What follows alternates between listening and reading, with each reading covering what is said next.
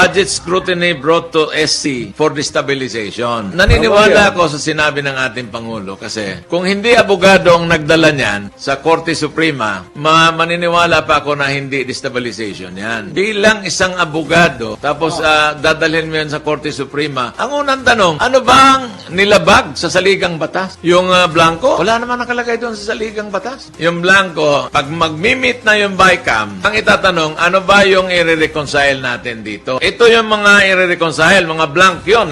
Kasi iba yung version ng House, iba yung version ng Senado. During the first meeting ng BICAM, ino-authorize ngayon ng BICAM members yung chairman ng committee of both houses, like chairman ng Congress, House of Representatives, chairman ng Senado. Pag-uusapan yan, ito yung mga contentious issue, ito yung mga dapat i-reconcile natin. Blanco yun. Pag fill up mo ng blank na yun, pareho na, hindi na sila kailangan i-reconcile.